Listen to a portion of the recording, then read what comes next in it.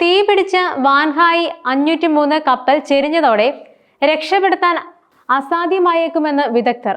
മാരകമായ രാസപദാർത്ഥങ്ങളും എണ്ണയും കടലിലേക്ക് ചോർന്നാൽ വലിയ പാരിസ്ഥിതിക ആഘാതത്തിനുള്ള സാധ്യതയുണ്ട്. കപ്പലിലെ അപകടകരമായ സ്ഫോടക വസ്തുക്കൾ പൊട്ടിത്തെറിച്ച് തീയാളുകയും കപ്പലിന്റെ ബാക്കി ഭാഗങ്ങളിലേക്ക് പടരുകയും ചെയ്തതാണ് സ്ഥിതിഗതികൾ വഷളാക്കിയത്. ഇന്നലെയും കപ്പലിൽ തുടർച്ചയായി സ്ഫോടനങ്ങളുണ്ടായി. ഇത് രക്ഷാപ്രവർത്തനത്തിന് തിരിച്ചടിയായി. കപ്പൽ 15 ഡിഗ്രി ചെരിയുകയും ചെയ്തിട്ടുണ്ട്. വെടിമരുന്നുകൾക്ക് പുറമെ തീപ്പൊരി വീണാൽ പൊട്ടുന്ന പലവിധ രാസപദാർത്ഥങ്ങൾ കപ്പലിലുണ്ട്. ധാരാളം വിഷപദാർത്ഥങ്ങളും ഇതിലുണ്ട്. ഇവയുടെ പൂർണ്ണ വിവരം കപ്പൽ കമ്പനി പുറത്തുവിട്ടിട്ടില്ല. ഡൈമീഥൈൽ സൾഫേറ്റ്, ബെൻസോഫിനോൾ, ട്രൈക്ലോറോബെൻസിൻ, ലിഥിയം ബാറ്ററികൾ, ആസിഡ്, നാഫ്തലിൻ, വെടിമരുന്നിനായി ഉപയോഗിക്കുന്ന സെല്ലുലോസ്, പെയിന്റ് തിന്നർ എന്നീ രാസവസ്തുക്കൾ കപ്പലിലെ വിവിധ കണ്ടെയ്നറുകളിൽ ഉള്ളതായാണ് അറിയുന്നത്. 40 കണ്ടെയ്നറുകളിൽ ഇത്തരം രാസപദാർത്ഥങ്ങളാണ് ഉള്ളത്. ആകെ 1754 കണ്ടെയ്നറുകളിൽ 671 എണ്ണം ഡെക്കിലായിരുന്നു. ഇതിൽ പലതും കടലിലേക്ക് പൊട്ടിത്തെറിച്ച് വീണു. 157 ഇനം വസ്തുക്കളാണ് കണ്ടെയ്നറുകളിലുള്ളത്. 2000 ടൺ കപ്പൽ ഓയിലും 2000 ടൺ ഡീസലും കപ്പലിലുണ്ട്. കപ്പൽ മുങ്ങിയാൽ രാസപദാർത്ഥങ്ങൾക്ക് പുറമെ എണ്ണയും മറ്റും ചോർന്ന് കടലിൽ പടരും. ഇത് പരിസ്ഥിതിക്ക് ദോഷകരമാകും. എണ്ണ ചോർച്ച തടയാൻ സമുദ്രപ്രഹരി എന്ന കപ്പലിന്റെ സേവനം നാവികസേന സജ്ജമാക്കിയിട്ടുണ്ട്. മെയ് 24-ന് അറബിക്കടലിൽ ആലപ്പുഴ തോട്ടപ്പള്ളി പുറംകടലിൽ മുങ്ങിയ ലൈബീരിയൻ ചരക്ക് കപ്പൽ MSC എൽസ 3-ൽ നിന്നും പടർന്നൊഴുകിയ എണ്ണ നീക്കിയത് സമുദ്രപ്രഹരിയായിരുന്നു.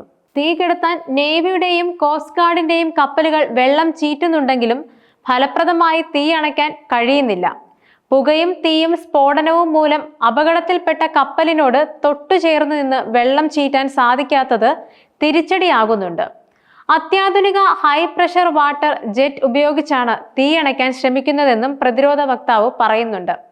നാവികസേനയുടെ സാകേത്, സമത്, സമുദ്രപ്രഹരി എന്നീ കപ്പലുകളിൽ നിന്നാണ് തീ കെടുത്താൻ വെള്ളം ചീറ്റുന്നത്.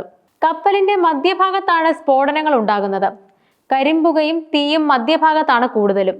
തുടർന്നും പൊട്ടിത്തെറിയും തീയും ഉണ്ടായാൽ കപ്പലിനെ രക്ഷിക്കുക പ്രയാസപ്പെടേണ്ടി വരുമെന്നും വിദഗ്ധർ പറയുന്നുണ്ട്.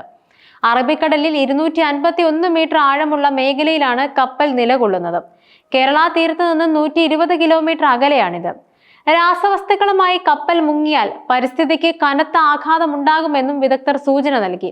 മത്സ്യമേഖലയിൽ ട്രോളിംഗ് ഏർപ്പെടുത്തിയ വേളയാണിത്. മത്സ്യപ്രജനന കാലമായതുകൊണ്ട് പ്രജനനത്തിന് തിരിച്ചടിയാകുമോ എന്നാണ് ആശങ്ക. എന്നാൽ കണ്ണൂർ അഴീക്കൽ തീരത്തിന് സമീപം പുറംകടലിൽ ചരക്ക് കപ്പലിന് തീപിടിച്ച സംഭവത്തിൽ കോഴിക്കോട് മുതൽ കൊച്ചി വരെയുള്ള തീരങ്ങളിൽ ജാഗ്രതാ നിർദ്ദേശങ്ങളും നൽകി. കടലിൽ വീണ മാരകമായ ഇന്ധനങ്ങൾ അടങ്ങിയ കണ്ടെയ്നറുകൾ തെക്ക് കിഴക്ക് ഭാഗത്തേക്ക് നീങ്ങുമെന്നും അധികൃതർ മുന്നറിയിപ്പ് നൽകി. 3 ദിവസത്തോളം കടലിൽ കണ്ടെയ്നറുകൾ ഒഴുകി നടക്കുമെന്നും അതിനുശേഷമാവും തീരത്തേക്ക് എത്തുകയെന്നുമാണ് ദേശീയ സമുദ്രസ്ഥിതി പഠന ഗവേഷണ കേന്ദ്രം നൽകുന്ന മുന്നറിയിപ്പ്. കപ്പലിൽ നിന്നും എണ്ണച്ചോർച്ച ഉണ്ടായതായും സൂചനകളുണ്ട്. എണ്ണച്ചോർച്ച എത്ര അളവിൽ ഉണ്ടായിട്ടുണ്ട് എന്ന് വ്യക്തമാക്കാനായിട്ടില്ല. കപ്പലിൽ 100 ടണ്ണോളം എണ്ണയുണ്ട്. അതിൽ എത്രത്തോളം ചോർന്നുവെന്ന് കണക്കാക്കാനായിട്ടില്ല. എന്നാൽ അത് തീരത്തിന് സമാന്തരമായി സഞ്ചരിക്കാനുള്ള സാധ്യതകളാണ് അവർ കണക്കുകൂട്ടുന്നത്. അത് സംബന്ധിച്ചുള്ള ചാർട്ടുകളും ഇൻകോയിസ് പുറത്തുവിട്ടിട്ടുണ്ട്. മാരിടൈം ഓർഗനൈസേഷനിൽ നിന്ന് ലഭിച്ച വിവരങ്ങൾ പ്രകാരം ക്ലാസ് 6-ൽ 1-ൽ വരുന്ന കീടനാശിനികൾ ഉൾപ്പെടുന്ന വസ്തുക്കളാണ് കപ്പലിലുള്ളത്. എന്നാൽ ഏതൊക്കെ കണ്ടെയ്നറുകളാണ് കപ്പലിൽ വീണതെന്ന് സ്ഥിരീകരിക്കാനായിട്ടില്ല. ഇതിനു പുറമെ 17 ടൺ പെയിന്റും കണ്ടെയ്നറുകളിലുണ്ട്. അപകടകരമായ 157 ഇനം വസ്തുക്കൾ കപ്പലിലെ കണ്ടെയ്നറുകളിലുണ്ട്. സമുദ്രത്തിലെ മലിനീകരണം നിയന്ത്രിക്കാനായി ഒരു വെസൽ കപ്പലിന് തീപിടിച്ച ഭാഗത്തേക്ക് പോയതായും കോസ്റ്റ് ഗാർഡ് അറിയിച്ചു. കടലിൽ ലയിക്കാതെ വസ്തുക്കളെ നിയന്ത്രിക്കാനുള്ള പ്രവർത്തനങ്ങൾ വെസൽ നടത്തും. അതിമാരക വിഷാംശമടങ്ങിയ കീടനാശിനിയായ ബൈപെർഡിലിയം 1,83,200 litre, benzophenol 15 ton, nitro cellulose 11 ton, തീപിടിക്കാവുന്ന റെസിൻ 17 ടൺ തുടങ്ങിയവയും കപ്പലിലെ കണ്ടെയ്നറുകളിലുണ്ട്. Zinc oxide 20,340 chlorobenzene 2,80,000 kilo, methyl phenol 28,826 kilo തുടങ്ങിയവയും കണ്ടെയ്നറുകളിലുണ്ട്. ഇവയിൽ പലതും മനുഷ്യ ശരീരത്തിൽ എത്തിയാൽ ഗുരുതര ആരോഗ്യ പ്രശ്നങ്ങൾ ഉണ്ടാകുമെന്നും വിദഗ്ധർ നൽകുന്ന മുന്നറിയിപ്പുണ്ട്. കപ്പലിൽ നിന്നും വേർപെട്ട കണ്ടെയ്നറുകൾ കോഴിക്കോടിനും കൊച്ചിക്കും ഇടയിലുള്ള തീരത്ത് അടിഞ്ഞേക്കുമെന്ന് കേന്ദ്ര ഭൗമശാസ്ത്ര മന്ത്രാലയം മുന്നറിയിപ്പ് നൽകി. കപ്പലിൽ നിന്നുള്ള എണ്ണ കടലിൽ കലർന്ന് തീരമേഖലയിലേക്ക് എത്താൻ സാധ്യതയുണ്ടെന്നും മുന്നറിയിപ്പുണ്ട്. ഭൗമശാസ്ത്ര മന്ത്രാലയത്തിന് കീഴിലുള്ള Indian national centre for ocean information services എന്ന സ്ഥാപനമാണ് മുന്നറിയിപ്പ് നൽകിയത്. കടലിലോ കടൽ തീരത്തോ എണ്ണ ചോർച്ചയ്ക്കുള്ള സാധ്യത കണക്കിലെടുത്ത് കോഴിക്കോട് ജില്ലാതല പൊല്യൂഷൻ റെസ്പോൺസ് ടീം ആവശ്യമായ എല്ലാ സജ്ജീകരണങ്ങളും തയ്യാറാക്കണമെന്നും കോഴിക്കോട് ജില്ലാ കളക്ടർ സ്നേഹിൽ കുമാർ സിംഗ് നിർദ്ദേശം നൽകി. അതോടൊപ്പം നിരന്തരമായി സംഭവിച്ച അറബിക്കടലിലെ കപ്പൽ അപകടങ്ങൾ കടൽ മീനിനോടുള്ള പൊതുജനങ്ങളുടെ ഭീതി വർദ്ധിപ്പിക്കുന്നുണ്ട്. ഇതിനോടൊപ്പം ട്രോളിംഗ് നിരോധനം കൂടി എത്തിയതോടെ കടകളിൽ തിരക്കൊഴിയുമെന്നും വ്യാപാരികൾ ഭയക്കുന്നു.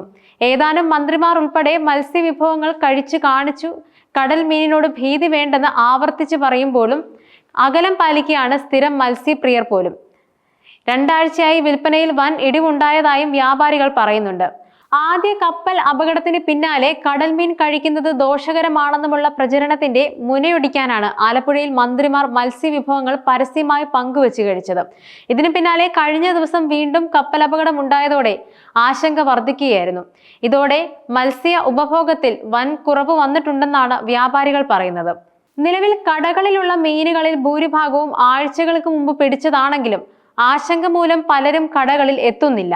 ഇതോടെ ഉണക്കമീന് ഡിമാൻഡ് ഏറി.